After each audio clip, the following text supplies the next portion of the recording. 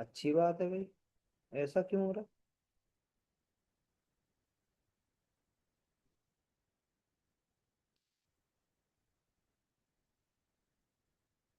Sir, okay.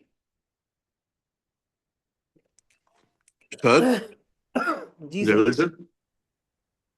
Patent बताइए office बताइए। जो है वो रिजल्ट देने से मुकर क्यों गया सर? मुकर नहीं गया है सर। लास्ट टाइम शायद एग्जामिनेशन 6 तारीख को हुई थी। तो उनका जो मीन्स शेड्यूल होगा वो मुझे लगता है कि उसके हिसाब से ही रन होता होगा। इस बार ओके। 11 तारीख को हुई है। तो we are expecting result in the next week. हालांकि आज ही ओके। आ जाना चाहिए था बट नेवरदलेस नेक्स्ट वीक तो आ ही जाएगा। Okay sir. ओके। हाँ हाँ। वालेकुम वालेकुम अस्सलाम कर अस्सलाम। रहा है। नमस्ते, गुड इवनिंग। अब तो सर पढ़ना ही पड़ेगा चैट बॉक्स से। ओके, पुष्पेंद्र जी का इंट्रोडक्शन काफी डिटेल्ड और ऑनेस्ट है। उनका बैकग्राउंड ऑपरेशन एंड मेंटेनेंस का रहा है, CBRE, ICICI लोम्बार्ड, लेकिन उनका कोर एजुकेशन ऑटोमोबाइल इंजीनियरिंग है। उन्होंने ये स्विच इसीलिए किया क्योंकि वो वापस अपनी टेक्निकल फील्ड से जुड़ना चाहते थे। ओके। तो ऑपरेशन एंड मेंटेनेंस से आप ऑटोमोबाइल में आए हैं, क्या ये सही बात है पुष्पेंद्र सर? ऐसा ही बोला है आपने? नहीं नहीं सर, अभी पेटेंट का एग्जाम क्यों दिया है? हाँ। क्योंकि बैक टू टेक्निकल फील्ड आना था, जो मैं करंट काम करता हाँ। उसमें वो चीज़ है। वाइवा के लिए ये एक बहुत स्ट्रॉन्ग प्रोफाइल है क्योंकि एग्जामिनर्स को वो कैंडिडेट पसंद आते हैं जो इंडस्ट्री एक्सपीरियंस लेकर आए हैं।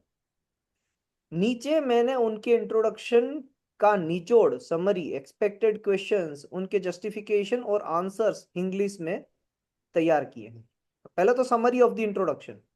रिव्यूअर के लिए समरी। पुष्पेंद्र जी ने बताया कि उन्होंने 2017 में मुंबई यूनिवर्सिटी से ऑटोमोबाइल इंजीनियरिंग में BE कंप्लीट किया है। उसके बाद गेट ट्राई किया पर क्वालिफाई नहीं हुए। फिर उन्होंने CBRE ज्वाइन किया, जहां क्लाइंट कोई डॉयशे बैंक था। हाँ, डोइश्चे डॉयशे बैंक। बैंक था। वहां उनका काम इलेक्ट्रिकल मेंटेनेंस सिस्टम का ऑपरेशन, टेस्टिंग और टेक्नीशियंस को सुपरवाइज करना था। उनके बाद उन्होंने ICICI लोम्बार्ड में 2.5 साल काम किया, प्रोजेक्ट, फिट आउट्स और ऑपरेशंस में। अक्टूबर 2025 में उन्होंने जॉब छोड़ दी ताकि वो पेटेंट एजेंट एग्जामिनेशन की फुल टाइम तैयारी कर सकें। उनका मेन मोटिवेशन ये है कि वो अपनी ऑटोमोबाइल इंजीनियरिंग डिग्री को वेस्ट नहीं होने देना चाहते थे। उन्होंने गाड़ियों, व्हीकल्स का शौक है और वो पेटेंट फील्ड के थ्रू इन्वेंटर्स की हेल्प करना चाहते हैं और इंडियन इकोनॉमी में योगदान देना चाहते हैं। बहुत ही बढ़िया सर। ये तो सही है ना, इसमें कुछ गलत? नहीं, यही सर, यही बोला मैंने भी। Expected questions and answers for viva. Pushpendra ji, profile automobile plus operations के हिसाब से ये सवाल सबसे ज्यादा इंपॉर्टेंट है। Category 1, domain specific, automobile and mechanical. Question 1, आप ऑटोमोबाइल इंजीनियर हैं। मान लीजिए मैंने दो पुराने इंजन पार्ट्स को एक साथ जोड़ दिया और वो थोड़ा बेहतर काम कर रहा है, क्या मुझे पेटेंट मिलेगा सर? नहीं, मियर मियर एडज mere admix arrangement, rearrangement. Arrange. Section 3F focus. Justification क्यों पूछा जाएगा? मैकेनिकल और ऑटोमोबाइल इंजीनियरिंग में अक्सर लोग एग्जिस्टिंग पार्ट को जोड़कर नई मशीन्स बनाते हैं। एग्जामिनर चेक करेगा कि पुष्पेंद्र जी को मियर अरेंजमेंट और नोवन डिवाइसेस का कॉन्सेप्ट पता है या नहीं। आंसर, सर सिर्फ दो पुराने पार्ट्स को जोड़ना पेटेंटेबल नहीं होगा अगर वो इंडिपेंडेंटली वही काम कर रहे हैं जो वो पहले से करते थे। इससे सेक्शन 3F के तहत मियर अरेंजमेंट और रीअरेंजमेंट माना जाएगा और यह पेटेंटेबल नहीं है। हाँ, अगर इन दोनों को जोड़ने से कोई अनएक्सपेक्टेड रिजल्ट या नया फंक्शंस निकल के आता है जो पहले पॉसिबल नहीं था, सिनर्जेटिक इफेक्ट, तभी हम पेटेंट के लिए ट्राई कर सकते हैं। सही आंसर है सर? यस सर, इसमें एक तो हो सकता है, जैसे भी प्रयागराज के एक प्रोफेसर थे जिन्होंने 6 स्ट्रोक इंजन बनाया था, जो 100 जी। मतलब 1 लीटर में 100 का माइलेज दे रहा था, तो वो तो पेटेंट हो सकता है ना फिर, क्योंकि हाँ सर, उसका हो सकता है ना, कहा ना एफिशिएंसी। सिनर्जेटिक इफेक्ट आ गई ना सर। Yes yes. हम्म। ठीक है। कार के लिए नई शेप लुक के लिए आप पेटेंट फाइल करेंगे या डिजाइन रजिस्ट्रेशन, क्या फाइल करेंगे सर? डिजाइन आ जाएगा sir. Perfect. Justification, automobile industry में एस्थेटिक दिखावट बहुत इंपॉर्टेंट है।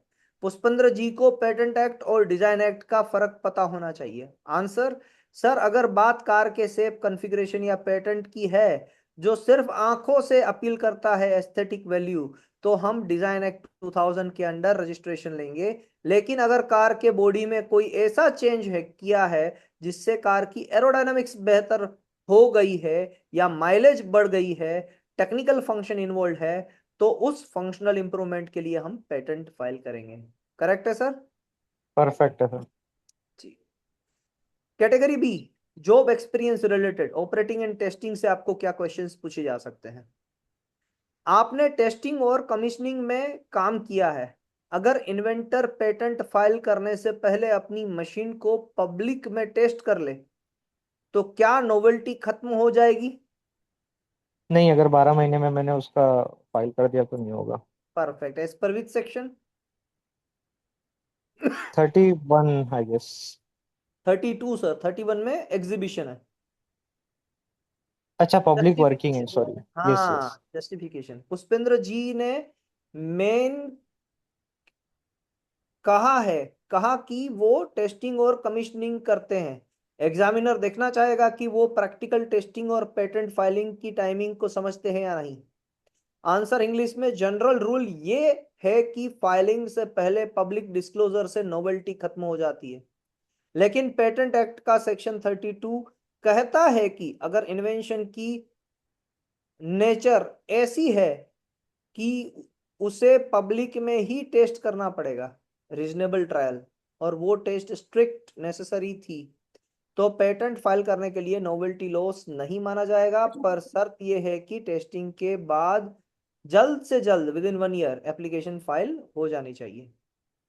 नेक्स्ट क्वेश्चन है, आपने कॉरपोरेट सीबीआरई आईसीआईसीआई लोम्बार्ड में काम किया है। अगर आप जॉब करते हुए कोई नई चीज इन्वेंट करते हैं, तो पेटेंट का ओनर कौन होता है, आप या company? What sir, should be अगर योर मैंने आंसर? कंपनी के साथ में कोई डिस्क्लोजर साइन किया जहाँ पे कंपनी ने मेंशन किया है कि जो भी इन्वेंशन मैं उस कंपनी में करूंगा तो उसके लिए वो इन्वेंटर होंगे, तो फिर कंपनी, अदरवाइज फिर मैं। Okay sir, perfect answer. अब इनका जस्टिफिकेशन देख लेते हैं। जस्टिफिकेशन, कॉर्पोरेट बैकग्राउंड वालों से अक्सर असाइनी और ट्रू एंड फर्स्ट इन्वेंटर का रिलेशन पूछा जाता है।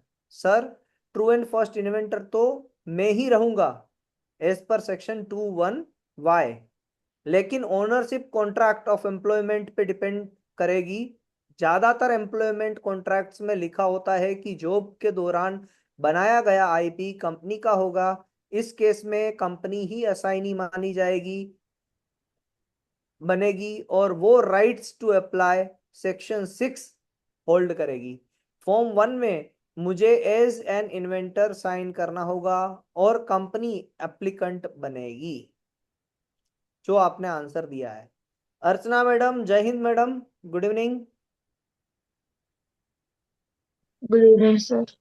अर्चना मैडम, अगर आप सुन रहे हैं मुझे, तो आपको एक अपना इंट्रोडक्शन बना के भेजना है 80 सेकंड्स का, जिससे हम ऐसे ही जेमिनी में और चैट जीपीटी में ऐड करेंगे, and then we will ask के ये इंट्रोडक्शन से क्या क्या फॉलो अप क्वेश्चंस हो सकते हैं।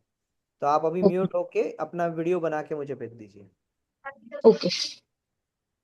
Category C, career gap and motivation. आपने एक स्टेबल जॉब क्यों छोड़ी? पेटेंट एजेंट बनने के लिए जॉब छोड़ना रिस्की नहीं था? What should be your answer Pushpendra sir? Sir, risky तो था, बट जॉब के साथ में मैंने ट्राई किया पढ़ाई, बट हो नहीं पाई थी, तो मुझको एनी हाउ मतलब फुल देना था मेरा 100%, इसके लिए मैंने छोड़ा। ये एक रिस्क लिया, जो इन केस अगर नहीं क्लियर कर पाया और बाद में वापस से समझो जॉब चाहिए होगी, तो मैं ये अपना पॉइंट रखूंगा, अगर एचआर सही रहेगा, मेरे पॉइंट को समझेगा, तो कंसिडर करेगा, अदरवाइज फिर परफेक्ट सर। ऐसे। जस्टिफिकेशन, उन्होंने मेन बताया कि अक्टूबर 2025 में जॉब छोड़ दी, एग्जामिनर स्ट्रेस टेस्ट कर सकता है। आंसर, सर रिस्क तो था, पर मेरा पैशन ऑटोमोबाइल और टेक्निकल फील्ड के लिए ज्यादा स्ट्रांग था। ऑपरेशन जॉब में मैं अपनी इंजीनियरिंग कोर से दूर हो रहा था। मुझे रियलाइज हुआ कि पेटेंट एजेंट बन के मैं अपनी टेक्निकल नॉलेज, ऑटोमोबाइल और लीगल नॉलेज को कंबाइन करके ज्यादा वैल्यू ऐड कर सकता हूँ। इसीलिए मैंने फुल फोकस के साथ इस एग्जाम को क्लियर करने का डिसीजन लिया। तो सर ये आपके लिए एडवांटेज पॉइंट होगा, ये इस तरीके से आप बताएंगे तो वो ठीक है। आपके एम्बिशन से इम्प्रेस हो जाएंगे। आपने सर बहुत ध्यान रख निगेटिव के नहीं सोच के होगा बताया। ये? जी निगेटिव नहीं होगा? नहीं मैडम, कभी भी नेगेटिव नहीं होगा। देखिए नेगेटिव क्यों नहीं होगा madam. Number one, Pushpendra sir ने जॉब छोड़ी, मगर कब छोड़ी? उन्होंने ट्राई किया। वो बोल रहे हैं कि मैंने अक्टूबर 2025 में छोड़ी, यानी अक्टूबर, नवंबर एंड दिसंबर, 3 ही महीने उन्होंने वर्क किया। अगर आप देख सकते हो तो एक टेक्निकली उन्होंने एक ब्रेक लिया है, ना कि अपनी जॉब को परमानेंटली छोड़ दिया है। ब्रेक लिया है और वापस वो रिज्वाइन करेंगे जनवरी से, यानी कर भी लिया होगा। अभी वो, अभी क्या आप ज्वाइन कर रहे हैं सर, या अभी भी नहीं किया है आपने? सर मेरा जैसे एलएलबी चालू है, तो मैंने अभी एक पेटेंट का लीगल फर्म ज्वाइन किया है एज एन इंटर्न। हाँ तो ज्वाइन तो कर लिया ना कोई ना कोई फॉर्म। चलो एक यस नहीं सर। दूसरी कंपनी में तो वर्क कर ही रहे ना आप। तो मैडम वो यस रिज्वाइन हो सर। चुके हैं, वो भी बताएंगे कि भाई मैं रिज्वाइन हो चुका हूँ अभी। तो उन्होंने 3 महीने का डेडिकेटेडली फोकस होके कि भाई मैं पेटेंट एजेंट बनी जाऊं, साथ में मेरी एलएलबी भी चल रही है, तो बाद में पेटेंट अटर्नी भी बन जाऊं अपने। देखो उन्होंने बताया नहीं है एलएलबी के बारे में, बट उनका थॉट प्रोसेस तो यही है। बहुत अच्छा जा रहा है इनका फ्लो मैडम। नेगेटिव नहीं होगा ये कहीं से भी कि आपने 3 महीने के लिए, हाँ ऐसा होता कि भाई 3 बरस के लिए उन्होंने छोड़ दिया तो अलग बात थी। उतना टाइम नहीं लगता है पेटेंट एजेंट एग्जामिनेशन को क्लियर करने में। Key tips for Pushpendra sir's viva, use section number. जब भी आंसर करें कोशिश करें कि सेक्शन नंबर कोट करें, जैसे सेक्शन 3F, सेक्शन 21J। इससे इम्पैक्ट पड़ता है कि आपको पता है पेटेंट एक्ट के बारे में, डिजाइन एक्ट के बारे में। बी होनेस्ट अबाउट गैप, उन्होंने जब उन्होंने जॉब छोड़ी है पढ़ाई के लिए, इससे कॉन्फिडेंस के साथ बोलें, जैसे ऊपर क्वेश्चन 5 में दिया है। ये डेडिकेशन दिखाता है। ऑटोमोबाइल एग्जाम्पल, जब भी कोई एग्जाम्पल देना हो, कार, बाइकिंग सिस्टम या इंजन का एग्जाम्पल दें, ये दिखाएगा कि वो अपने डोमेन में एक्सपर्ट है। फॉर्म्स, जैसे कि अभी आपने कहा 6 सिलेंडर इंजन वाला बात, तो वो भी आप कोट कर सकते हैं at that time also. Forms operation में उन्होंने इनवॉइसिंग, बजटिंग किया है, इसलिए फॉर्म 30 फीस और फॉर्म 15 रिस्टोरेशन के बारे में पढ़कर जाएं। तो सर आपको ये, यानी सारी फीस आनी चाहिए, वो भी आप पढ़ लीजिएगा बजटिंग से। आपको शायद ये हो सकता है, ज्यादा केसेस नहीं है बट शायद ये हो सकता है। Okay sir. और डिटेल में क्रॉस क्वेश्चनिंग दिया करो। बस सर इनफ हो गया, मुझे तो अच्छा लगा ये पूरा जो उन्होंने बताया है। अब थोड़ा सा हम चैट जीपीटी को भी देख लेते हैं कि वो भाई साहब क्या कहते हैं।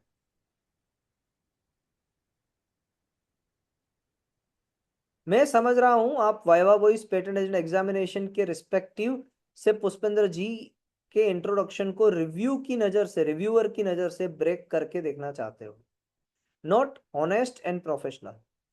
अपने इंट्रोडक्शन का एक्चुअल टेक्स्ट ट्रांसक्रिप्ट शेयर नहीं किया है, सिर्फ ऑडियो फाइल का नाम दिख रहा है। ऑडियो को मैं यहाँ डायरेक्टली सुन नहीं सकता, इसीलिए नीचे जो एनालिसिस है वो typically patent agent viva introduction patent के बेसिस पर है, जो 90% केसेस में बिल्कुल रिलेवेंट होता है। ये तो इररिलेवेंट हो गया, तो फिर इसने कुछ नहीं सुना है और बंदा डायरेक्टली बता रहा है अपने आप से, ये थोड़ी ना होता है। गलत। तो अब हमारे पास एक ही चैट बॉक्स है जो सुन सकता है हमें। चलिए अब दूसरा किनका बन चुका है? Anyone else? किन्होंने सबमिट किया? Sarika madam, have you thank you sir. Submitted? हाँ सर, मैंने भेज हाँ दिया सर, आपको। मैंने भेजा है आपको। कैसा लगा पुष्पेंद्र सर ये पूरा एक्सरसाइज जो हमने किया, वो रिलेवेंट बहुत लगा सर, नहीं लगा? बहुत हेल्पफुल है सर, बहुत हेल्पफुल है। बहुत हेल्पफुल है।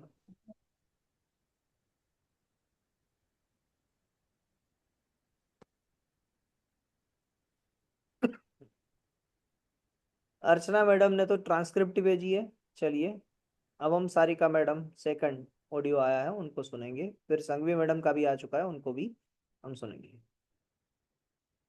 सेवेज, सेवेज के अंदर वाइवा, वाइवा के अंदर सारिका मैम।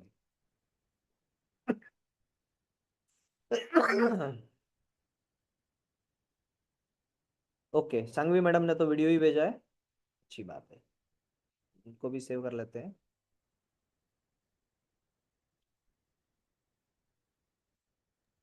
वीडियो करके भेजना है सर। जी मैम, वीडियो करके ओके। आप भेजेंगे तो मैं एक और प्रॉम्प्ट डालूंगा उसमें कि उनकी बॉडी लैंग्वेज को भी जज कीजिए, ओके जो सर। ऑडियो में नहीं पता चलती है। ठीक है सर। सर एक्चुअली मुझे भी कुछ और पॉइंट्स थोड़े से ऐड करने हैं, वो मेरे पास लिखे हुए रखे हैं, तो एक करके एक अभी बार फिर तो भेजिएगा। हाँ, तो 1-2 दिन में रेडी हो जाएगा फाइनल पूरा। जी। तो अभी तक हमने ह्यूमंस को सुना था, अब हम रोबोट को सुन रहे हैं। क्या ही टेक्नोलॉजी आ गई है। सारिका मैम, सिर्फ मैं एंटर करूंगा, आप वो अपने आप कोट ले लेंगे सारी की चीजें।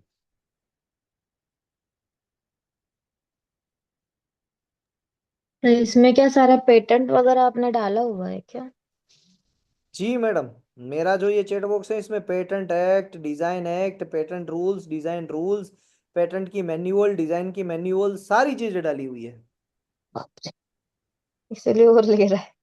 हाँ, हाँ, इसलिए वो पूछ इसलिए रहा है। और ले रहा है, हाँ। जी मैडम, ट्रेंड है, ट्रेंड है।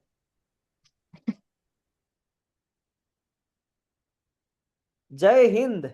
नमस्ते सारिका मैम, देखिए आपने जय हिंद बोला होगा तो सामने जय हिंद आया है।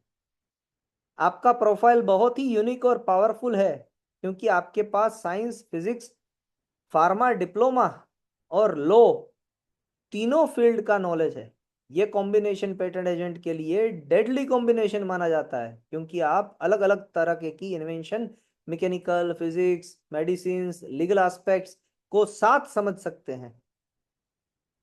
रिव्यूअर आपके डाइवर्स बैकग्राउंड पर जरूर फोकस करेंगे। नीचे मैंने आपके इंट्रोडक्शन का समरी और एक्सपेक्टेड वाइवा क्वेश्चंस प्रिपेयर किए हैं। Summary of introduction. रिव्यूअर के लिए समरी। सारिका जी ने बताया कि उन्होंने बीएससी फिजिक्स कंप्लीट किया है। शादी के बाद उन्होंने अपनी एजुकेशन कंटिन्यू रखी और डिप्लोमा इन फार्मेसी और लॉ की डिग्री हासिल की। करंटली वो एक आईपी फर्म में पेटेंट एनालिस्ट ओ के तौर पर काम कर रही है। उनका कहना है कि उनका technical physics oblique pharma, analytical और लीगल बैकग्राउंड उन्हें novelty search, inventive step analysis और ड्राफ्टिंग में बहुत मदद करता है।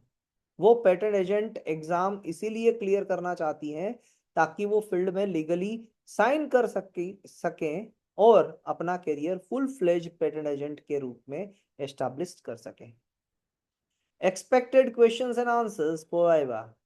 आपके केस में सबसे ज्यादा इंपॉर्टेंट आपकी multi disciplinary education, physics, pharma and law है। कैटेगरी है profile and education. Question 1, Sakshi madam, जय हिंद मैडम। जय हिंद सर। साक्षी मैडम, आपको अपना इंट्रोडक्शन आपने भेजा है ना बना के ऑलरेडी? आपने तो बहुत पहले भेज दिया है। सर हमने रिटर्न भेजा था, मैंने वीडियो नहीं भेजा था। तो रिटर्न वाला मुझे भेज दीजिए एक बार फिर से मुझे एक पर्सनली। सर, जी सर भेज। पहला क्वेश्चन है सारिका मैडम आपके लिए। आपका बैकग्राउंड फिजिक्स है, फिर फार्मेसी, ओहो, थम्स डाउन ले लिए ना। आपका बैकग्राउंड फिजिक्स है, फिर फार्मेसी और फिर लो। आप किसी एक फील्ड में स्टिक क्यों नहीं रही? आर यू कंफ्यूज्ड और वर्सटाइल? क्या आपका आंसर होगा मैडम?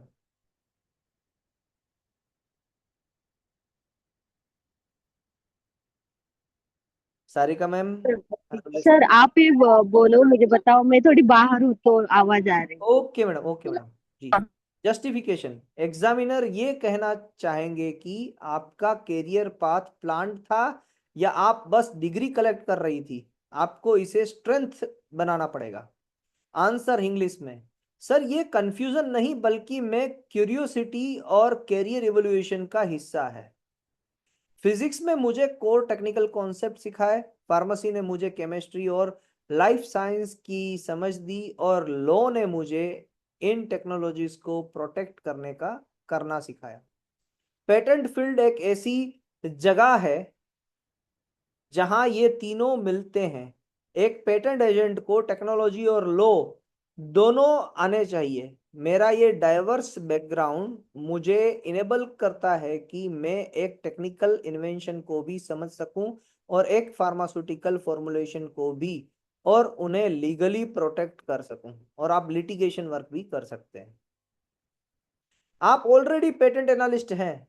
पेटेंट एजेंट बनने से आपके काम में क्या बदलाव आएगा? Role difference. जस्टिफिकेशन, आप अभी भी, जयवीर सर, जी सर, सॉरी इंटरप्ट कर रहा हूँ बीच में। जी अगर ये फार्मेसी ना भी बताएं तब भी चल जाएगा, मुझे लगता है चला जाएगा सर। ना, और मुझे लगता है ज्यादा पॉजिटिव रहेगा। सर दोनों केस में सर गलत क्यों बताना, मैं तो यही सोच रहा हूँ। आप गलत बताओगे ना तो फिर आपको याद रखना पड़ेगा। वो कोई कोई हाँ। सर होते हैं ना सर कि आपने बहुत सारे वाइवा लिए हैं तो आप कर पाएंगे, यानी आपको पता होगा, आपके लिए बहुत इजी होगा कि भाई मैंने ये छुपाया है। हाँ जी, हाँ। जब सारिका मैडम की बात कर रहे हैं, जब गंगाधर सर की बात कर रहे हैं, वो नहीं कर पाएंगे ऐसा सर। उसके लिए भी एक स्टेट ऑफ माइंड चाहिए। जी, क्योंकि ये क्वेश्चन तो वाकई बड़ा वाजिब सा है, एक फिजिक्स और एक केमिस्ट्री, है ना, तो वो मुझे लगता है कि इसमें वो फंसाएंगे और वो जल्दी से कन्विंस नहीं होंगे। सर ठीक है ना, कन्विंस हो या ना हो, मगर हमने अपने लाइफ की इसी तरीके से डिसीजन लिए हैं तो लिए हैं, लिए तो लिए, गलत सही भी तो बात, नहीं है ना सर। अब बिल्कुल सही। सभी की लाइफ में कोई डायरेक्शन देने वाला होता भी नहीं है। सही मेरी लाइफ बात। में नहीं था तो मैंने बहुत सारे रास्ते अपनाए। पहले मैंने बी मैकेनिकल किया, फिर एमई ऑटोमोबाइल किया, फिर पीएचडी मैकेनिकल किया, फिर पीजीडी आईपीआर किया, अभी एआई का पोस्ट ग्रेजुएशन डिप्लोमा कर रहा हूँ, फिर मैं ये कर रहा हूँ post graduation diploma in industrial safety. देखोगे तो बहुत सारी चीजें थी कि भाई मुझे नहीं करनी चाहिए थी, फिर भी मैं कर रहा हूँ। कहाँ पीएचडी चल रहा है और कहाँ पर मैं पीजीडी आईपीआर कर रहा हूँ। नहीं, सही है सर। किया ना मैंने, और फिर वो चीजें काम आती है। जैसे किया है वो बोलो, क्या ही फर्क पड़ेगा सर। क्या ही वो हम्म नेगेटिव नेगेटिव कुछ नहीं होता है सर। लोग सोचते हैं ऐसा नेगेटिव, मैं तो ऐसा सोचता हूँ कि बंदा ट्राई तो कर रहा है, कहीं ना कहीं एक सही जगह पर ट्राई कर रहा है, गलत जगह पे करने की बजाय। नहीं, वरना सही है पूरी सर। दुनिया आपको गलत बनाने में ही पड़ी है। वही ठीक बात। आप अच्छी सोच है ऑलरेडी सर आपकी। एनालिस्ट हैं, पेटेंट एजेंट बनने से आपके काम में क्या बदलाव आएगा? वाह, क्या बात है। जस्टिफिकेशन, आप अभी आईपी फील्ड में हैं, एग्जामिनर पूछेगा कि लाइसेंस की क्या जरूरत है। आंसर, सर पेटेंट एनालिस्ट में सिर्फ बैकएंड वर्क कर सकती हूँ, यानी किसी के अंदर आपको काम करना पड़ेगा, जैसे सर्च करना या ड्राफ्ट प्रिपेयर करना, या main legal protect patent office में क्लाइंट को रिप्रेजेंट नहीं कर सकती, और ना ही डॉक्यूमेंट्स पर साइन कर सकती हूँ। पेटेंट एजेंट बनने के बाद मुझे राइट टू प्रैक्टिस मिलेगा, सेक्शन 127। मैं हियरिंग अटेंड कर पाऊंगी और कंप्लीट रिस्पॉन्सिबिलिटी ले पाऊंगी, जो मेरे करियर ग्रोथ के लिए बहुत जरूरी है। तो एक होता है ना, जो एक होता है कि भाई क्लार्क की तरह काम करना, और दूसरा होता है कि एक असिस्ट करना, और दूसरा होता है खुद लेक्चर लेना। तो असिस्ट करने की जगह पर खुद काम करना ज्यादा बेटर होता है in any manner. Category B, domain specific question. Question 3, आपके पास फार्मा डिप्लोमा है, सेक्शन 3D क्या है और ये फार्मेसी इंडस्ट्री के लिए क्यों इंपॉर्टेंट है? Novartis case focus.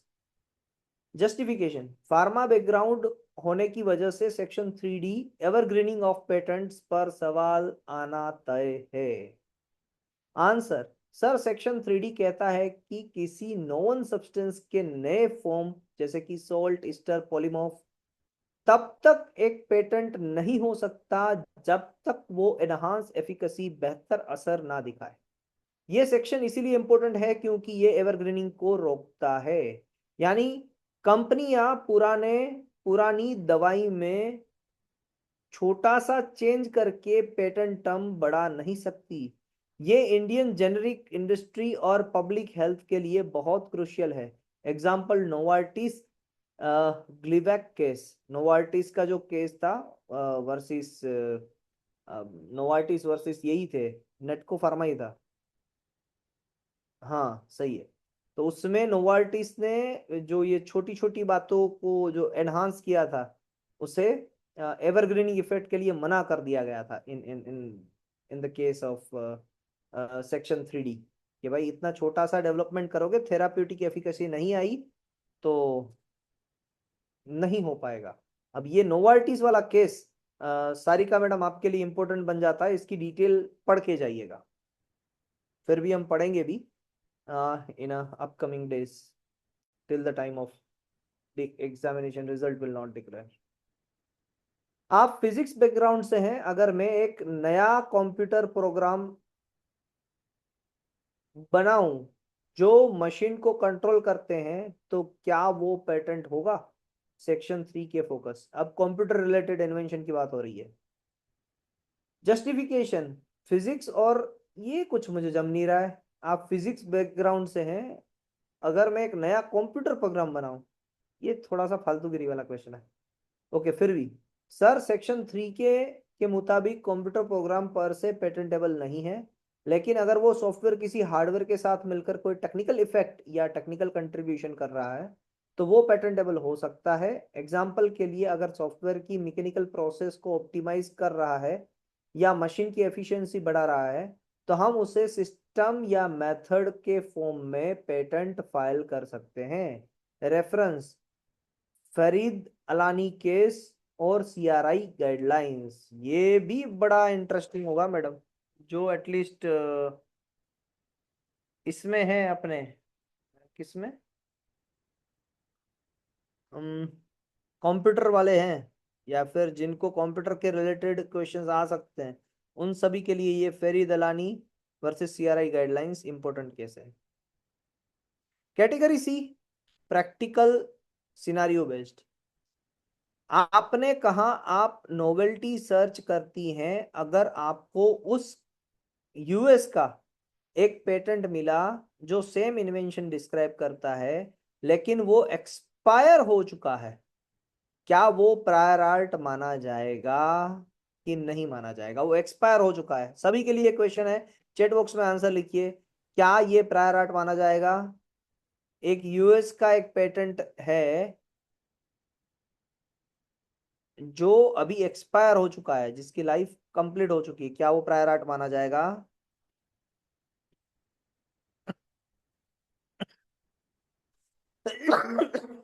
Yes yes yes, simple सा आंसर है। जस्टिफिकेशन, आपने इंट्रो में प्रायर आर्ट सर्च मेंशन किया है, एग्जामिनर आपका बेसिक कॉन्सेप्ट चेक करेगा।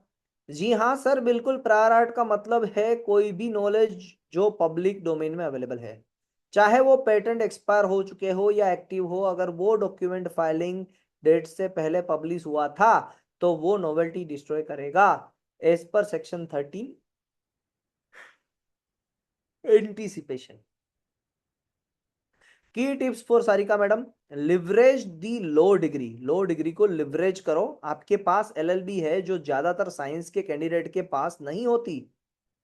जब भी आंसर दें थोड़ा लीगल टच दें, जैसे केस लॉज या एक्ट या इंटरप्रिटेशन, इसीलिए सारे आंसर्स में इन्होंने केस लॉज बताए थे, तो वो पता है कि मैं LLB भी हूं तो मुझे केस लॉज की भी नॉलेज है।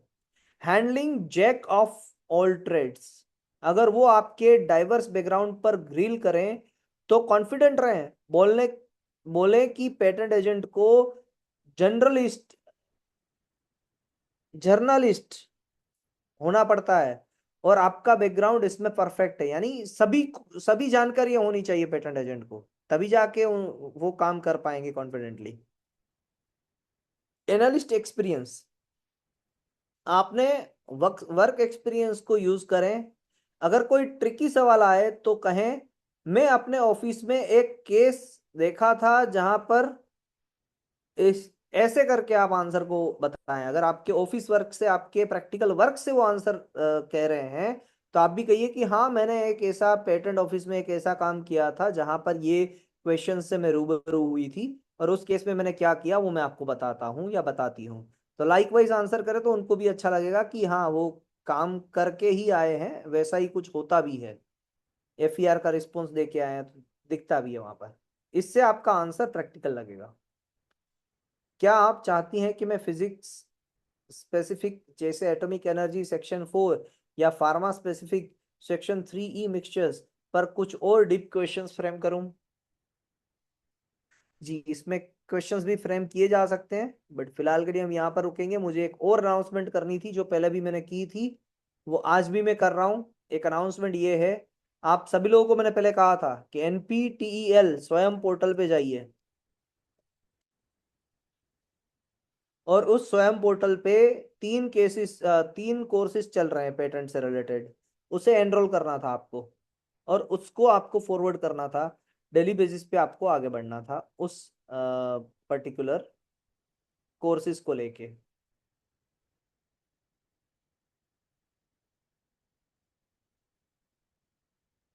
कैसे आप कर सकते हैं, हालांकि मैंने ये नहीं बताया। यहाँ पर आपको सर्च करना है सिर्फ पेटेंट।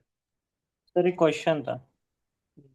जी सर, एक ही मिनट सर, मैं पहले ये दिखा दूं नहीं फिर नहीं, आपके क्वेश्चन। इसी स्वयं रिलेटेड ही था, स्वयं रिलेटेड ही था। जी सर, बताइए सर।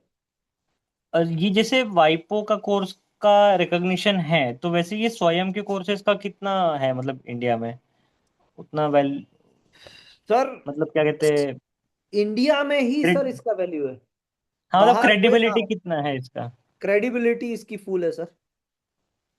क्रेडिबिलिटी पे आपको इतना कहूं मैं कि अभी मैं दिखाता हूँ कि मुझे स्वयं जैसे पोर्टल स्वयं का क्रेडिबिलिटी तो बहुत है, बहुत है सर। इंडिया के लिए स्वयं तो बहुत बढ़िया है। अभी मतलब जस्ट देखिए। अगर मैं कंपेयर करूँ कि पेटेंट ड्राफ्टिंग के ऊपर मेरे पास वाइपो का भी कोर्स है और स्वयं का भी, तो मैं प्रेफर किसको करूँ ज्यादा? सर, अगर आप गवर्नमेंट के कोई भी स्कीम्स में पार्टिसिपेट कर रहे हैं, जैसे कि मैं अभी आपको दिखा रहा हूँ, ये देखिए, हम्म। मुझे GTU से जो भी ऑर्डर आते हैं वो मुझे अपने स्वयं पोर्टल की प्रोफाइल से आते हैं। यानी जो मैं स्वयं पोर्टल के कोर्सेज करता हूँ, अब इसमें देखिए मुझे क्या पढ़ाना है। तो 14 तारीख को सुबह 8 बजे से लेके 10:30 बजे तक क्या पढ़ाना है? The burn convention. और ये आर्टिकल नंबर, वाइपो आर्टिकल है 26 से 38। अब सर ये जो है ना पर्टिकुलर 15 फरवरी संडे को कर दिया क्या इन्होंने? 14 लिखा था, 15 का भी ओके, 15 को है। चलिए, तो 14 का ये जो इम्पोर्टेंस जानती होगी। 14, मुझे बोला 14 था, सर यहाँ पर लिखा 15 ही है। ओके, अब देखिए, ये जो है जी मैडम, आप कुछ कह रहे थे? सर आपके कॉलेज में ये PGDIPR होता है? जी मैडम, मैंने ये कोर्स किया है, मेरी कॉलेज में नहीं, मैंने GTU से किया है। सर ये कैसे होता है सर, ये बताइएगा, अगर वर्किंग प्रोफेशनल कर सकते हो तो। वर्किंग प्रोफेशनल्स कर सकते हैं, उनके लिए ही ये कोर्स डिजाइन किया गया है। सैटरडे संडे ऑफलाइन क्लासेस होती है, अगर आप आना चाहते हैं तो आ सकते हैं। नहीं सर, अब आप- वहाँ तो सर नहीं पॉसिबल होगा। तो बट मैडम मतलब ऑनलाइन क्लासेस भी होती है, ये ऑनलाइन क्लासेस का शेड्यूल है। अब मैं सर यहाँ वही पर मैंने फैकल्टी के लिखा। तौर पे हूँ। जी सर। सर आप मुझे बाद में इसकी डिटेल्स बता दीजिएगा। जी मैडम, ठीक है अभी सर। आप तो अभी यहाँ पर ही हैं, देख लीजिए अब तो क्या ये ये नलसार का भी ऐसा रिकॉर्डिंग। ही होता है ना, सेम जी आपके कोर्स जैसा? हाँ। नलसार यूनिवर्सिटी के हाँ, कोर्स होते हैं हैदराबाद पुणे कहाँ है? हाँ, हैदराबाद जी में? हैदराबाद में मैडम, है। हैदराबाद पुणे के भी एडमिशन्स होते हैं। वो तो क्या नेशनल लॉ, लॉ वाली जो है ना, NLU जो बैंगलोर में है सर, बैंगलोर वाले NLU से करते हाँ हैं। हाँ सर, हाँ, नेशनल नालसा लॉ वाले। हैदराबाद। उसका तो मैडम और भी क्रेडिटेबिलिटी है। हाँ यानी सर अगर वो आपने बहुत। वहां की डिग्री ली सर है। उसमें अभी हम लोग के मेरे ऑफिस वहाँ पे भी है ना सर, तो वहाँ के लोगों ने करा है। तो वहाँ की दो चीजें हैं, एक है आपका कुछ कि आपने पेपर दे दिए और आप पास हो गए, और एक है कि आपको डिग्री लेने के लिए आपको स्पेसिफिक नंबर्स आने चाहिए। आप हम्म। अगर एक में भी आपका बैक हुआ या वो हुआ, आपको वो नहीं मिलेगा। बहुत मतलब मगर मैडम डिफिकल्ट उसमें है सर। क्रेडिटेबिलिटी बहुत ज्यादा होती है, फिर आप जब पढ़ाना यानी कहीं पर काम करने जाते हो ना, तो हाँ आपको एक एक्स्ट्रा एज मिलती है because of that particular university. उसका जो स्ट्रक्चर है वो भी बहुत स्ट्रिक्ट है, तो आपको जी पढ़ना सर। पड़ेगा। और और बहुत हाँ डेडिकेटेडली आप पढ़ेंगे तभी जाके वो क्लियर होगा, ऐसे ही नहीं होगा। हाँ, वो मतलब यहाँ बहुत पर इतना हार्ड एंड डिफिकल्ट है। फास्ट नहीं है, जीटीयू में इतना हार्ड एंड फास्ट नहीं है, जीटीयू में आप क्रैक कर लेंगे। जीटीयू वैसे Gujarat technological university working professionals को टारगेट कर रही है कि भाई उनको एक बेसिक्स नॉलेज भी मिले, सब भी हम्म डाइवर्सिफाइड है, ऐसा भी नहीं है कि कुछ नॉलेज नहीं मिलेगा। Berne convention, Paris convention, patent cooperation hmm treaty, Hague convention, सारी चीजें पढ़ाई जाएगी। हेग एग्रीमेंट, मैड्रिड एग्रीमेंट, तो बहुत सारी चीजें पढ़ाई जाती है यहाँ पर। ऐसा नहीं है सिर्फ और सिर्फ स्टिक करते हैं आपको पेटेंट एंड डिजाइन के लिए। ये पेटेंट एजेंट की प्रिपरेशन नहीं है, it's a post hmm. Graduation diploma in intellectual property पूरा राइट्स। आईपीआर होता है, सारे सब्जेक्ट्स होते हैं, पूरा। कॉपीराइट वगैरह सब होता है। तो back to the question of Pushpendra sir. Sir मुझे जो ये जब मैंने ये क्लियर किया post graduation diploma in intellectual property rights 2018 में मैंने ये क्लियर किया था, तो 2019 से मैं फैकल्टी नहीं हूं यहाँ पर, मैं फैकल्टी बना 2023 में। और ये क्यों बना? क्योंकि सर मेरा एक सर्टिफिकेशन में, एक ही सर्टिफिकेशन मुझे मिला है अभी तक, पेटेंट ये इसमें क्या कहते हैं इसको ये स्वयं पोर्टल से। और स्वयं पोर्टल से जो मेरा सर्टिफिकेशन था किधर गया है, शायद मैंने दूसरे लास्ट वाला अपने, है, ये था या इसमें से ही लास्ट था या वाला।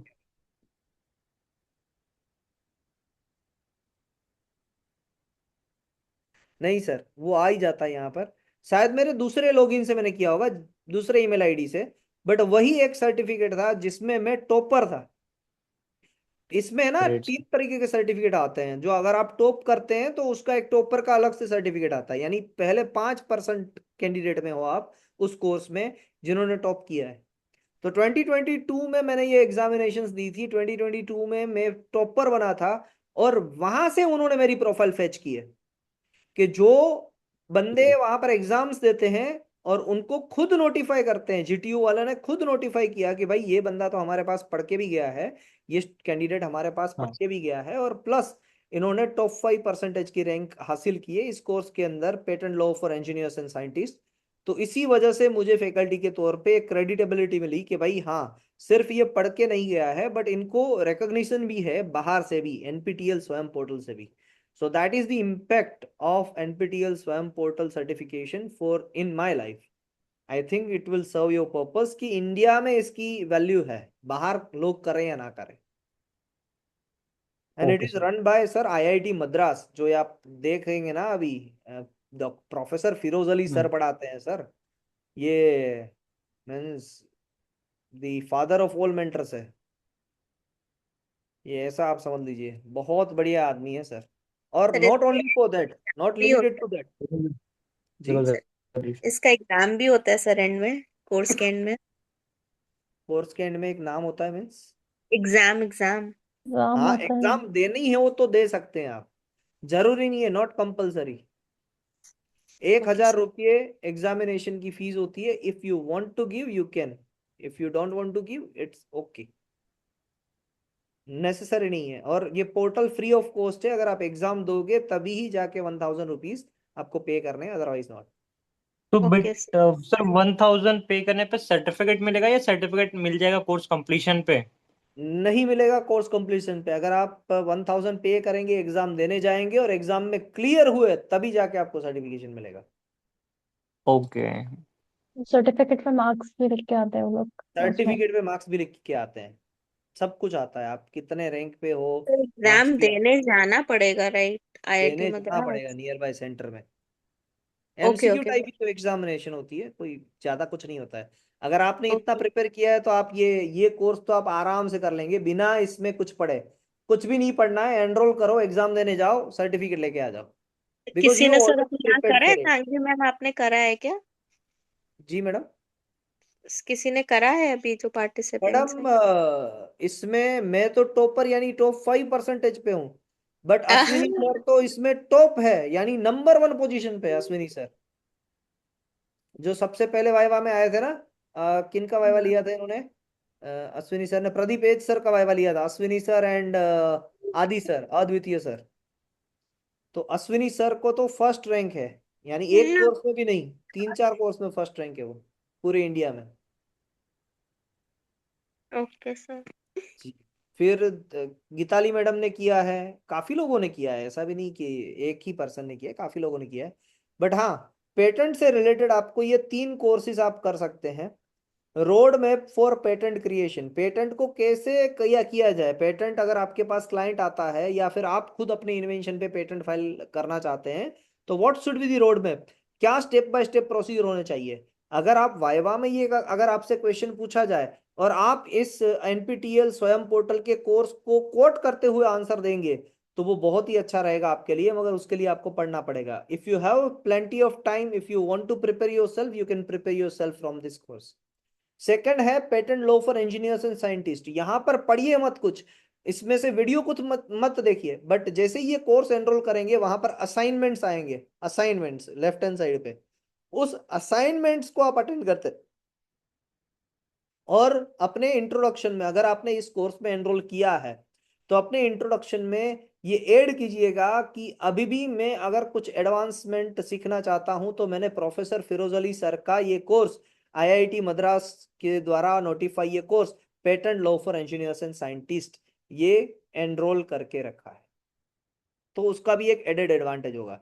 अगर आप ऐसा बताएंगे उस वाइवा वॉइस पोर्टल में कि मैंने जयवीर शाह सर के क्रैश कोर्स किया है, तो शायद वो पोर्टल में जो बैठे हैं वो पर्सन का ईगो हर्ट हो जाए। बट अगर आप ऐसा कहेंगे कि प्रोफेसर फिरोज अली सर का मैंने ये कोर्स ज्वाइन किया है patent law for engineers and scientist, तो उनकी क्रेडिटेबिलिटी बनेगी बनेगी और बनेगी ही, 100% श्योर है। करेक्ट। नेक्स्ट है पेटेंट ड्राफ्टिंग फॉर बिगिनर्स, जिनको पेटेंट ड्राफ्टिंग करना नहीं आता है, पेटेंट कैसे लिखा जाता है, पेटेंट में बैकग्राउंड में कैसे लिखना है, क्या लिखना है वो नहीं पता है, तो उनके लिए ये कोर्स है। जी साक्षी मैडम। सर जैसे अभी ये स्टार्ट हो गया है सर, 1 मंथ का दिखा रहा है सर, इसके बाद ये फिर सर कब स्टार्ट होगा, लाइक? मैडम हर अप्रैल में, और हर मीन्स हर 4 महीने में एक बार होता है ये, बरस में 3 बार होता है, या 6 महीने में एक बार होता है, बरस में 2 बार। अभी ये जनवरी में हुआ था, जी शायद सर। अभी भी एनरोलमेंट चल ही रहा है ना। सर हो गया है शायद। तो हो गया है तो भी कोई प्रॉब्लम नहीं है मैडम, अगर आपका ये हो चुका है। Course sir next time duration क्या कर है? सकते हैं। हम्म, हाँ जी। सर नेक्स्ट टाइम में भी दे सकते हैं एग्जाम हाँ डेट। दे हाँ। सकते हैं, बट अभी भी आप इसको अटेम्प्ट तो कर ही सकते हैं। कैसे, तो इसमें आप चले जाइए, ये जो यूट्यूब वाली जो चैनल होती है ना, वही आपके सामने ओपन हो जाएगी, और यूट्यूब की चैनल पे सारे वीडियोस अवेलेबल है, एक्चुअली यूट्यूब के ही वीडियोस है। तो ये ओके सर। सारे वीडियोस आपके सामने ओपन हो गए, कहाँ से, ये रही पेटेंट ड्राफ्टिंग फॉर बिगिनर्स की पूरी सीरीज, इसे सब्सक्राइब कर लीजिए। जैसे आप सब्सक्राइब करेंगे, इनके सारे वीडियोस यहाँ पर ही अवेलेबल है, वीडियोस ये रहे पूरे videos. Okay. So it is available in that format only. ठीक है सर, थैंक और यू। ये वीक वाइज प्लेलिस्ट है, week 1, week 2, 3 and week 4, very systematic. In the similar fashion सभी कोर्सेज के लिए वीडियोस अवेलेबल आपको हो जाएंगे। जिनके भी आपको असाइनमेंट्स चाहिए, यानी जैसे ही आप ये वीक 1 कंप्लीट कर लेते हैं, फिर आपको वीक 1 का असाइनमेंट्स चाहिए, आप मुझे कहिए, मैं आपको असाइनमेंट्स यहाँ से डाउनलोड करके दे दूंगा, मैंने जो एनरोल किया है वहां से। जैसे कि मेरे कोर्सेज में आपको बता देता हूँ, अगर आपने एनरोल किया होता कोर्सेज, तो कोर्सेज किस तरीके से आपको रिफ्लेक्ट होते हैं।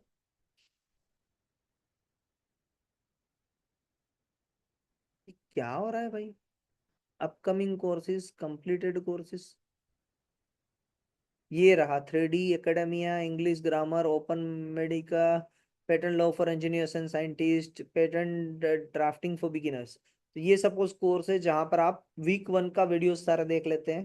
तो मैं गो टू कोर्सेज में गया, वीक 1 के आपने सारे वीडियोस देख लिए। अब वीक 1 का जो असाइनमेंट है यहाँ पर, ये रहा वीक 1 असाइनमेंट 1। तो ये असाइनमेंट मैं आपको पीडीएफ फॉर्म में भेज दूंगा, जिसे आप देख भी पाएंगे और आंसर्स भी कर पाएंगे। करेक्ट। और उसके करेक्ट आंसर्स भी क्या है वो भी मैं आपको बता दूंगा। सो इन दैट मैनर ये 3 कोर्सेज भी आप एनरोल कर सकते हैं। यानी पढ़ाई करना है तो बहुत कुछ है। हमने क्या क्या चीजें समराइज की है? हमने अभी तक समराइज किया है। काफी लोग ऐसा बोलते हैं कि कोई गाइडलाइन नहीं है हमारे पास। गाइडलाइन बहुत ही है। आप कितना कर सकते हो वहां पर? पेटेंट लो, पहले तो हम स्वयं पोर्टल एक देख लेते हैं। इसको एक स्वयं पोर्टल कहते हैं, स्वयं पोर्टल। इसमें क्या क्या है स्वयं पोर्टल में? तो A, patent law for engineer and scientist, ये कोर्स। बी, पेटेंट ड्राफ्टिंग का कोर्स है। सी, पेटेंट ड्राफ्टिंग के बाद तीसरा कौन सा कोर्स था वो? Road map for patent creation, road map course है, वो कर सकते हैं। सेकंड टास्क मैंने आपको दिया था, स्पाइसी आईपी से आप केस लॉज के लिए प्रिपेयर कीजिए, या फिर कोई भी केस लॉज ढूंढिए जिसको आप प्रिपेयर कीजिए अपने डोमेन से। एक केस लॉ तो बनना ही है। 3, थर्ड हमने टास्क दिया था आपको, आप अपना इंट्रोडक्शन बनाइए और उसे इस तरीके से जैसे हम ये कर रहे हैं वैसे आपको चैट जीपीटी में या फिर डीप सीक में, इसमें 3 प्लेटफॉर्म आप यूज कर सकते हैं। चैट जीपीटी में डालना है तो आपको अपना वही डालना पड़ेगा, क्या? टेक्स्ट फॉर्म में। दूसरा जो फ्री वर्जन है वो है डीप सीक। डीप सीक में भी देख लूंगा मैं कि शायद मुझे लगता है कि वहां पर भी टेक्स्ट फॉर्म में ही चाहिए। बट सी, जेमिनाई, अगर जेमिनाई है आपके पास तो जेमिनाई वॉइस फाइल या फिर आपकी वीडियो फाइल वो भी एक्सेप्ट करेगा। ये इसका एडेड एडवांटेज है। तो ये तीनों चीज आप कर सकते हैं। एक चौथा होता है कि जहां पर आप ये जैसे ही करेंगे, इसके अलावा कुछ बाकी तो नहीं रहता ना? हाँ, इसके अलावा मैंने आपको एक गाइडलाइन दी थी, 4th गाइडलाइन, जो है आर्टिकल 1 पार्टनर। इसे भी आप एक्सप्लोर कर सकते हैं। अगर इतनी चीजें आपने एक्सप्लोर करके रखी है, मुझे नहीं लगता है कि आप वाइवा वॉइस में अगर उनको कहेंगे तो वो इम्प्रेस ना हो। ऐसा ही होगा कि भाई उनको लगेगा कि नहीं, इनफ नंबर ऑफ प्रैक्टिस करके आए हैं पर्सन्स और उन्होंने बहुत ही अच्छी तरीके से प्रैक्टिस की है। भले ही वो आप पेटेंट ऑफिस के बैकग्राउंड से यानी पेटेंट डोमेन में वर्क कर रहे हो ना कर रहे हो, मगर इतनी चीजें करने के बाद आपका नॉलेज कहीं ना कहीं इक्विवेलेंट हो जाएगा जो पेटेंट डोमेन में वर्क कर रहे हैं। शायद उससे एनहांस ही होगा, ज्यादा ही होगा, कम नहीं होगा। तो ये एक स्ट्रेटेजिक प्रिपरेशन है फॉर द वाइवा वॉइस। जिनको भी अगर नहीं चीजें यानी समझ में नहीं आ रही कि मैं कहाँ से स्टार्ट करूं, और जो हम बोलते हैं ना कि एक होता है कि सब लोग जिसके पीछे भाग रहे हैं उसके पीछे भागना, जो बहुत आसान भी होता है और होता भी क्या है उसमें कि एक छोटी सी चीज हमें समझ में आती है, बाकी की कुछ चीजें समझ में नहीं आती है। और इसके अलावा सबसे बड़ी बात, एक चीज तो हमारे पास है ही जो हमें करते रहना है, बार बार करते रहना है, वो है revision. Revision of design act and patent act, इसको तो भूलना नहीं ही है इन एनी केस। ये 5 स्टेप फॉर्मूला है जो आपको करना है। अगर आप कर सकते हैं, कितना कर सकते हैं, टाइम आपके पास कितना है उस पर डिपेंड करेगा। और वो चीज के लिए आप, अगर यहां पर कोई डाउट है, इसके अलावा भी कुछ ऐड करवाना चाहते हैं तो बताइए मुझे।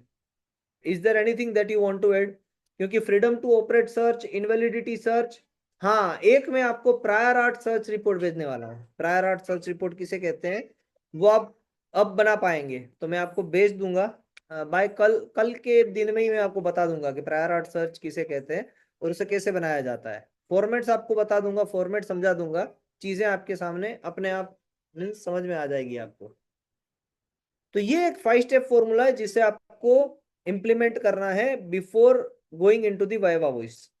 इसके अलावा जो जो भी नए नोटिफिकेशंस आ रहे हैं आईपी इंडिया वेबसाइट पे, उसे भी आप ले सकते हैं।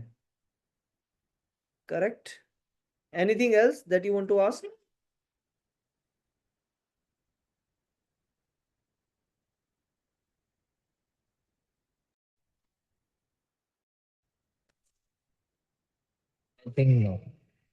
हम यहाँ पर रुकते हैं और कल वापस हम और 2 पर्सन्स का, जिनका आज हो चुका है, आज हो चुका है पुष्पेंद्र सर का, सारिका मैडम का, तो कल हम संघवी मैडम, गंगाधर सर, साक्षी madam, Dinesh sir, Archana madam का इसी तरीके से चैट जीपीटी में या डीप सॉरी जेमिनाई में ऐड करके आपके क्वेश्चंस क्या क्या आ सकते हैं उसके बारे में देखेंगे, और पहले आपसे आंसर मांगेंगे और फिर वहां पर आंसर क्या दिए गए हैं उसको कंपेयर करेंगे।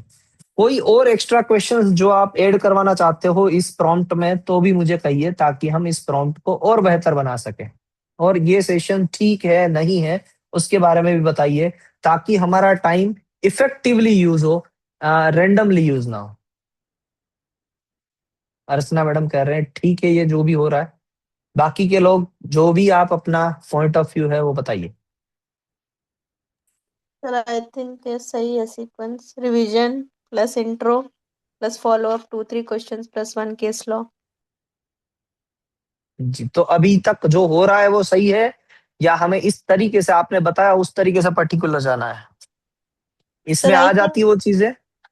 Sir I think individual preparation यहाँ पे ज्यादा मैटर करती है, एंड आप तो बता ही रहे हैं डायरेक्शन, बट इंडिविजुअली बोलना कैसे है वो बहुत इम्पोर्टेंट है। हम्म। तो अगर आप मुझे अपना वीडियो भेजेंगे तो मैं वीडियो में एक प्रॉम्प्ट और डालूंगा कि जब आप इंट्रोडक्शन दे रहे हैं तो आपका जो एक गेस्चर होता है ना, गेस्चर को भी एआई प्रेडिक्ट कर सकता है। तो क्या आपकी बॉडी लैंग्वेज पॉजिटिव थी या नहीं थी, बॉडी लैंग्वेज पे भी आपको कमेंट मिलेगी। अगर आप अपना वीडियो भेज रहे हैं तो मैं वो भी चीज इसमें ऐड करूंगा, वो भी प्रॉम्प्ट ऐड करूंगा। So that's why I am asking for the video, not for the audio. तो जब भी आप सुबह उठने के बाद अच्छी तरीके से प्रिपेयर्ड हो जाए, उसके बाद में एक 100 सेकंड्स, 80 सेकंड्स या 100 सेकंड का एक छोटा सा क्लिप बना के मुझे भेज दीजिएगा, ताकि हम इस परफेक्ट प्रॉम्प्ट बनाकर आपकी जो प्रिपरेशन है उसे चैटबॉट से भी, एआई से भी प्रिपेयर कर सके क्वेश्चंस को। और अभी जो क्वेश्चंस आए हैं एकदम परफेक्ट। पुष्पेंद्र सर का जब मैंने पहली बार पढ़ा कि कितना बेहतरीन तरीके से जेमिनाई ने प्रिपेयर करके दिया, ना ही सिर्फ प्रिपेयर करके दिया बट उन्होंने बताया कि मैंने ये क्वेश्चंस क्यों पूछा पुष्पेंद्र सर को। उनके ही इंट्रोडक्शन में से क्वेश्चंस क्या क्या आ सकते हैं उसकी ज्यादा प्रोबेबिलिटी अब पुष्पेंद्र सर के पास है कि मैं अगर इस तरीके का इंट्रोडक्शन दूंगा तो मुझे क्या क्या क्वेश्चंस फॉलो अप आ सकते हैं, और वो क्यों आ सकते हैं वो भी पर्टिकुलर जेमिनाई ने बताया। हालांकि जो सारिका मैडम के क्वेश्चंस थे उसमें मुझे लगता है कि सारिका मैडम जब भी अपने आप को इंट्रोड्यूस करेंगे तब मुझे लगता है कि ज्यादातर केस लॉज के बारे में या फिर पेटेंट ड्राफ्टिंग के बारे में उनका सिनारियो जाएगा, जहां पर उनको पेटेंट सर्च रिपोर्ट के बारे में बताना भी पड़ सकता है। अब वो किस तरीके से अपने आप को वहां पर इंट्रोड्यूस करते हैं वो चीज पे खास क्या कहेंगे हम, पॉइंट होगा। अगर उन्होंने कहा है कि मैंने अभी ही रिसेंटली ज्वाइन किया है as being an IP analyst, तो मुझे लगता कि वो पॉइंट को यहाँ कहीं ना कहीं कवर किया जाना चाहिए। क्या मैडम आपने ऐसा कहा था अपने इंट्रोडक्शन में कि आपने अभी थोड़े ही महीने पहले, यानी 2-3 मंथ्स पहले ही आपने ज्वाइन किया था, ये ऐसा बोला था आपने अपने इंट्रोडक्शन में? आई थिंक नो, क्योंकि इसीलिए चैट बॉक्स ने, यानी जो जीपीटीज हैं उन्होंने ये एक्सेप्ट नहीं किया है। तो ये छोटी छोटी बातें भी हमें पता चलती है कि अगर हम ये छोटी बात बोलना भूल गए तो उसे शायद उतना महत्व ना मिले। और पुष्पेंद्र सर ने ये बता दिया कि मैंने अपनी जॉब छोड़ दी थी, तो पर्टिकुलरली एआई ने वहां पर अपने इंट्रोडक्शन को ज्यादा प्रिसाइज किया कि उन्होंने अपनी जॉब क्यों छोड़ी थी, वो भी क्वेश्चन उनसे पूछा गया। तो यही बातें होती हैं जो पूछी जा सकती हैं बेस्ड ऑन योर इंट्रोडक्शन, और उसे ही हम करेक्ट करने की कोशिश कर रहे हैं। हमने ह्यूमन इनपुट्स तो ले ही लिए हैं, अब हम ज्यादा एक्यूरेट, ज्यादा प्रिसाइज एआई इनपुट्स भी ले रहे हैं। अगर आपको फिर भी कोई चीज ऐड करने जैसी लग रही है तो प्लीज प्लीज प्लीज मुझे थोड़ा सा इसके बारे में बताइएगा। मीन्स कहीं आप मुझे पर्सनली भी कह सकते हैं, अभी भी कह सकते हैं, करेक्ट, ताकि हम इस प्रॉम्प्ट को और ज्यादा बेहतर बना सके और ज्यादा अच्छा बना सके। आशा करता हूँ कि ये सारी चीजें आपको मदद मीन्स हेल्पफुल रहेगी। आपके वाइवा वॉइस में यहाँ से क्वेश्चंस आएंगे और आप अच्छी तरीके से आंसर दे पाएंगे। जय हिंद everyone and have a nice day. Sir जी सर रिवीजन प्लीज। बहुत जरूरी स्ट्रेसफुल है। जा रहा है, मतलब हो नहीं रहा है, तो मोटिवेशन कुछ दीजिए सर। रिवीजन नहीं हो पा रहा है। रिवीजन के लिए सर सर कल हम बहुत वापस। हाँ। एग्जाम क्या के हो पहले रहा है जो मगर? स्मूथली होता है ना सर, वो 10 सेक्शन पढ़ने में से लग रहा है कि सिर पे पत्थर रख रहा है कोई, तो ऐसे हो रहा है। सर वो रैंडम क्वेश्चंस वाला आप पूछ वैसे करके पूछिए आप जैसे जो। कल किया था सर, उस टाइप से। मैडम, वैसे अगर आप देखने जाओ तो वैसे भी आज क्वेश्चंस तो कवर हुए हैं। थ्री ए ठीक है। कवर हुआ, 3D कवर हुआ। 3F। परफेक्ट।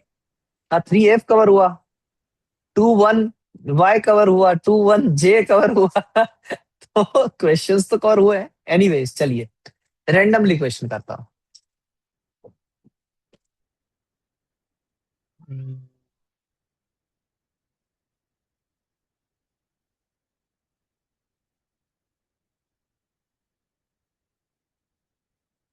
क्या कोई क्लेम में डिजाइन या ड्राइंग का रेफरेंस दिया जा सकता है?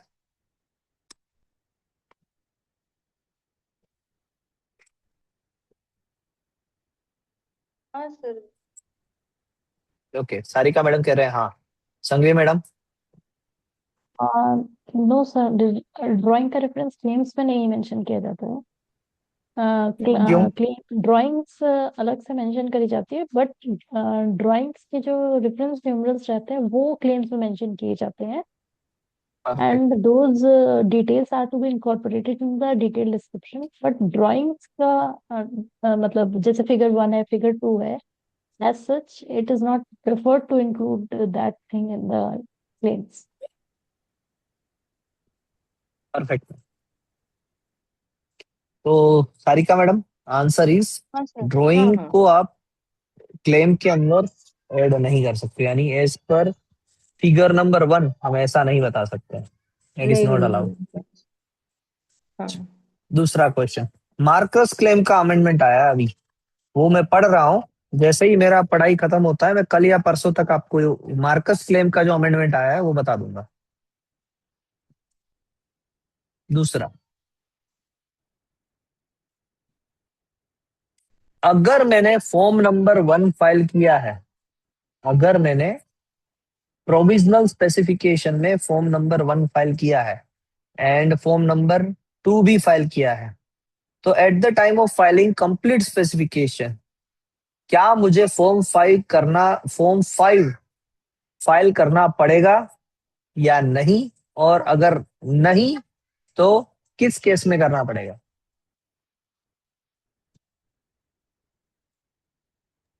तो वो तो क्वेश्चन समझ में आया कि नहीं? करना पड़ेगा सर, डिक्लेरेशन ऑफ इन्वेंटरशिप का है ना फॉर्म नंबर 5। मैंडेटरी होता है sir.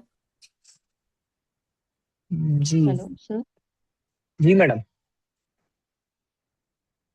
Declaration of yes. Inventorship का है फॉर्म नंबर 5। हम्म। तो आपको हम्म। कंप्लीट स्पेसिफिकेशन के साथ ही फाइल करता है जब इन्वेंटर और एप्लीकेंट सेम नहीं है तो। हम्म। ओके, और कोई आंसर? और एक्सटेंशन भी मिल सकता है ना सर, 1 मंथ का एक्सटेंशन मिल सकता है आपको फॉर्म हम्म। नंबर। हम्म।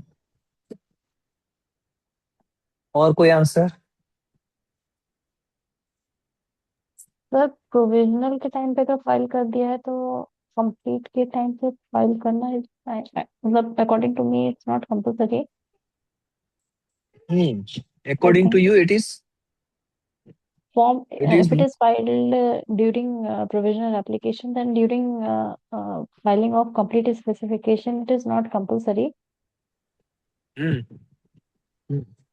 लेकिन सर प्रोविजन में कहाँ फाइल किया है आपने? तो बोला फॉर्म नंबर 1 एंड 2 फाइल किया है। सपोज नहीं किया है, मान लीजिए नहीं किया है, मैंने प्रोविजनल फाइल करने के टाइम पे form number 1 and form number 2 he file किया है।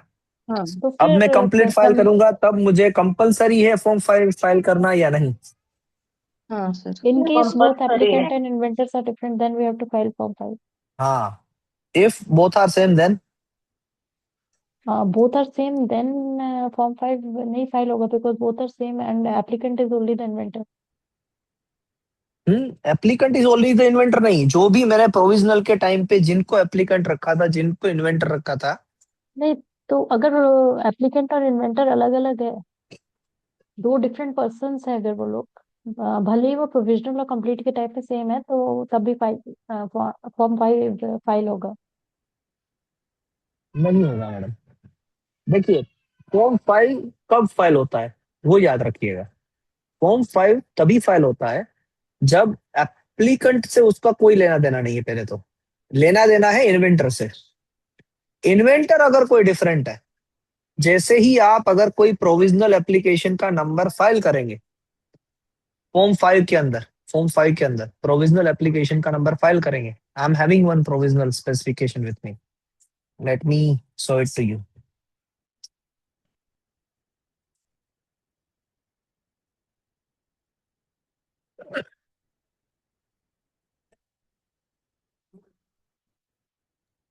सर फॉर्म 1 में ही हम देते हैं ना क्लॉज 12 में कि इन्वेंटर का डिक्लेरेशन भी फॉर्म 1 में भी होता है ना सर?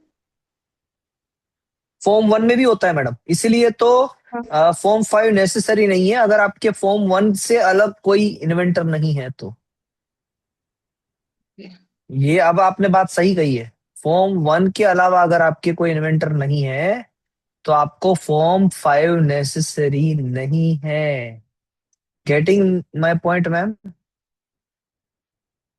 जी सर। क्या ये बात आप समझ पा रहे हैं? अब मैं आपको दिखा देता हूँ। समझना और देखने से जो समझ में आता है ना, वो चीज बहुत बड़ी होती है। हाँ सर, मैं जब फॉर्म बनाती थी तब उस टाइम था वो। हम्म देखिए, अब हम गए आईपी इंडिया में। अब एक बात आपको मेरी माननी पड़ेगी कि मैं जो ये आपको बता रहा हूँ, उस एप्लीकेशन में मैंने form number 1 and form number 2 he file किया है। फॉर्म नंबर 5 अभी तक फाइल नहीं किया है। अगर ये पब्लिश होगी जब भी, तब मैं बता दूंगा। अब मैं जा रहा हूँ फॉर्म नंबर 5 में। यानी मेरे पास एक प्रोविजनल स्पेसिफिकेशन थी, जिस प्रोविजनल स्पेसिफिकेशन में मैंने कौन सा फॉर्म फाइल किया था? Form number 1 and form number 2 only. अब ये मुझसे मांग रहा है कि भाई आप अपना एप्लीकेशन नंबर दीजिए। मैं एप्लीकेशन नंबर ऐड कर रहा हूं। अब यहां पर आप ध्यान से देखिए, यहां पर आप ध्यान से देखेंगे तो आपको पता चलेगा कि ये जो एप्लीकेशन नंबर है, उस एप्लीकेशन नंबर में सीरियल नंबर ये है और इन्वेंटर ये है।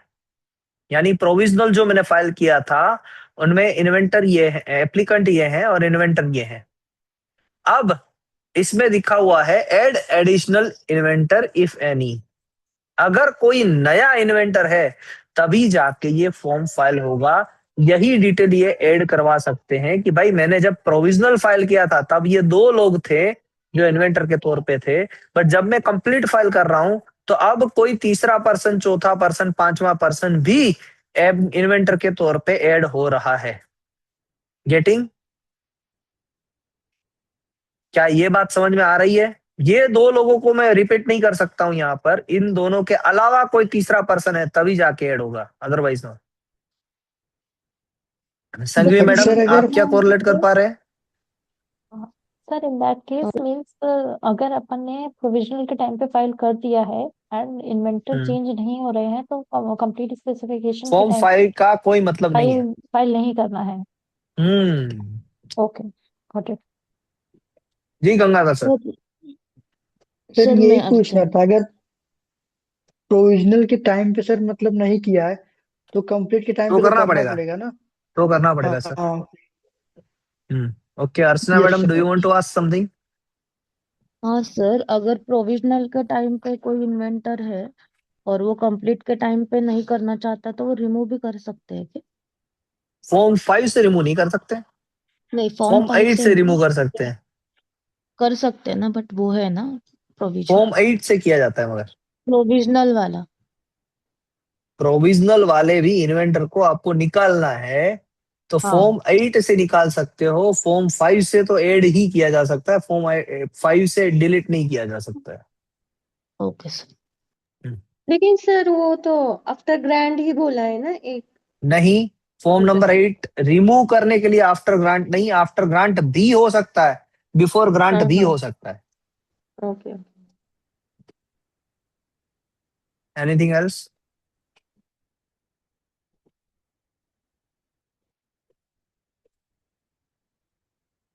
जो भी जितनी भी मेरे पास नॉलेज है, मैं आपको विथ बेस्ट एग्जांपल समझाने की कोशिश कर रहा हूं। आप इसका मतलब ऐसा मत समझिएगा कि सर ने बस बता दिया और हमें समझ में नहीं आई बात। अगर आपको समझ में नहीं आ रहा है तो कहीं ना कहीं मेरी एक्सप्लेनेशन में कमी है। आप बार बार क्वेश्चंस कीजिए जब तक आपको समझ में ना आए। मेरा काम ये नहीं है कि मैं अपने आप को दिखाऊं कि मुझे क्या क्या चीजें आती है। मेरा काम ये है कि जो भी चीज मैं दिखाऊं, जिसके बारे में मैं श्योर हूं, वो मेक श्योर करूं कि वो चीज आपको पता होनी चाहिए, वो चीज आपको आनी चाहिए, वो चीज पे बाद में अगर कोई क्वेश्चन आए तो आप उससे डील करने चाहिए। बाकी साक्षी मैडम है, संघवी मैडम है, सारिका मैडम है, गंगाधर सर हैं, आप मुझसे ज्यादा चीजें ऐसी जानते हैं। अब आप भी सोचिए कि कौन सा ऐसा क्वेश्चन है जो आप फॉर्मेट कर सकते हैं आपके प्रैक्टिकल एक्सपीरियंस में जो बोला जाता है, और वो चीज हमें अभी तक नहीं पता है। तो आप ऐसे क्वेश्चंस कहेंगे तो हम उसे एड्रेस करेंगे। जी संघवी मैडम।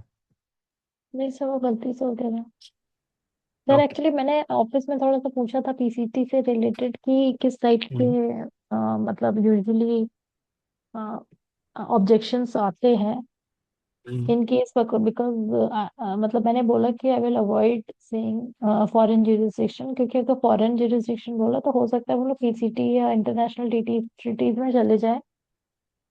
तो मतलब माय मैनेजर वाज लाइक कि डिफरेंट डिफरेंट टाइप के ऑब्जेक्शंस आते हैं उसमें, आईडीएस से रिलेटेड ये कॉमन है, एंड देन दूसरा एडीएस से रिलेटेड कॉमन ऑब्जेक्शन है, एप्लीकेशन डेटा शीट। एंड तीसरा कुछ चीजें जो यूजुअली पीसीटी एप्लीकेशंस में होती है कि लास्ट लास्ट में बिल्कुल फाइलिंग होती है, तो उस वजह से टाइमलाइन के इशू हो जाते हैं, एंड वो जो ऑब्जेक्शन है वो एड्रेस नहीं कर पाते हैं। Ma'am, how much you are comfortable in PCT filing? Sir मैंने ड्राफ्टिंग करी है, प्रोसिक्यूशन किया है, बट फाइलिंग का काम फाइलिंग टीम देखती है, तो वो उसका ओके आइडिया नहीं है मुझे, इसलिए इतना।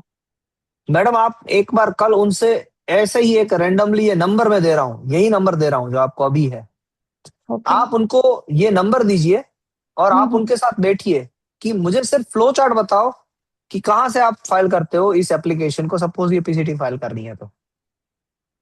और कल मैं आपको एक फ्लो चार्ट बताऊंगा, यानी जो हमने अभी तक क्रैक किया है, हमने अभी तक जो हम्म। जाना है। हालांकि मैंने कोई पीसीटी एप्लीकेशन अभी तक फाइल नहीं की है, बट हाँ मैं ये जानता हूं कि वाइपो के केस में ई पीसीटी फाइलिंग कैसे होती है। तो मैं हाँ कल, बताओ। हम एक पर्सन का ये देखने के बाद चैट जीपीटी से या जेमिनाई से, फिर हम इस डोमेन में आगे बढ़ेंगे कि पीसीटी कैसे फाइल होती है।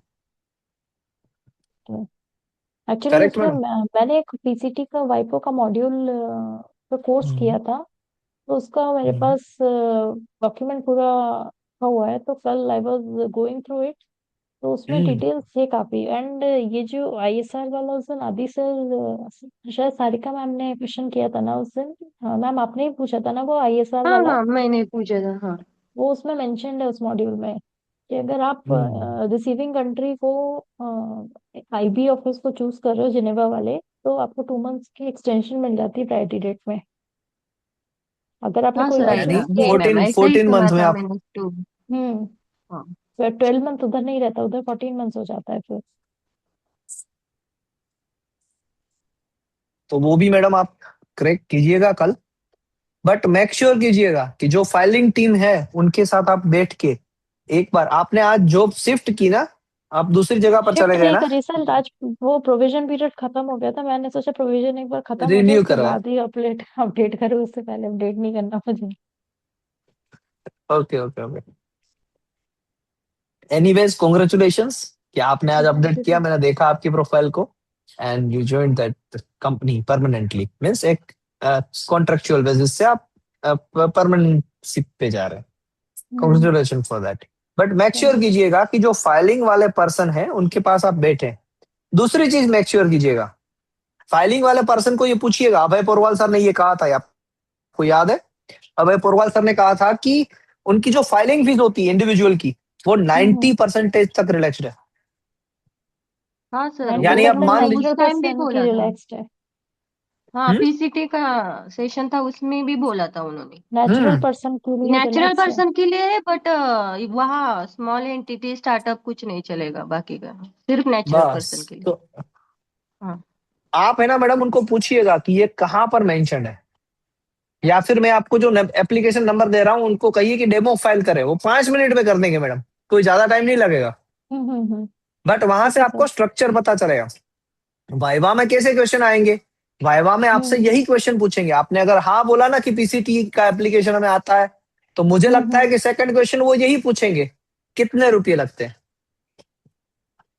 अगर ओके। आप उसका सही आंसर दे पाए कि गवर्नमेंट फीस इतनी है, जो पीसीटी फाइलिंग की इतनी है, ट्रांसमिटल फीस इतनी है, सर्च फी इतनी है, एग्जामिनेशन फी इतनी है, जो स्केड्यूल 5 में मेंशन्ड है, सिर्फ आपको फाइलिंग फीस पता होनी चाहिए, बाकी की सारी फीस आपको स्केड्यूल 5 से मिल जाएगी। तो आपके पास एक एम्पल अमाउंट ऑफ इंफॉर्मेशन है कि आप पीसीटी के क्वेश्चंस को टैकल कर सकते हैं, या फिर अपने वाइवा वॉइस को उस डायरेक्शन में मोल्ड कर सकते हैं। ओके, आई गेस सर ये जो पीसीटी का मॉड्यूल मेरे पास वाइको का पड़ा हुआ है ना, उसमें ये सब मिल जाएगा। 70-80 पेजेस का है अराउंड, तो उसको एक बार पूरा स्टडी करना पड़ेगा। वो मैंने कल स्टार्ट किया था, थोड़ा हो गया था, तो उसमें से कुछ कुछ डिटेल्स आए थे। अभी वो फाइलिंग का प्रोसीजर उसमें स्टार्ट हो गया है। जो बस बेसिक तो देखा था कल उसमें थोड़ा सा पढ़ लीजिए। लॉगिन करके वहां से पोर्टल में जाके वो फॉर्मेट पर्टिकुलर फॉर्मेट बेस्ड भी फीस होती है। लाइक अगर आप उसको एक्सएमएल फॉर्मेट में कर रहे हैं अपलोड, तो अलग फीस होती है। देन अगर आपने वर्ड में किया है तो अलग फीस होती है। ये सब भी रहता है। हाँ, फॉर्मेट रिलेटेड फीस आती है उसमें। तो वो फी स्ट्रक्चर थोड़ा सा हमें समझाइएगा, कल थोड़ा सा इसे पढ़ लीजिएगा। और वो ओके। आपके पास जो डॉक्यूमेंट है, अगर आप ग्रुप में शेयर कर सकते हैं तो वो भी बढ़िया रहेगा। तो सभी ठीक है लोग सर। अपने अपने फील्ड से, it is not for the Sanghvi madam only, हम सभी लोग ट्राई करेंगे। मैं अपने पास जो भी नॉलेज है, I will share it with you, how to file PCT application, जो हमने लास्ट टाइम किया भी था, इस बार भी करेंगे। बट फिर भी मैं रिक्वेस्ट करूंगा आप सभी लोगों से कि वो पीसीटी फाइलिंग के अलावा भी आप भी अपने डोमेन के एक्सपर्ट्स हैं, जो भी पर्सन है आपको लगता है कि ये पर्सन को पता होगा पीसीटी कैसे फाइल होती है, उनको पूछ के आए कि पीसीटी कहाँ से फाइल होती है, ताकि हम एक सही कंक्लूजन, सही रास्ते पे आगे जा रहे हैं कि नहीं।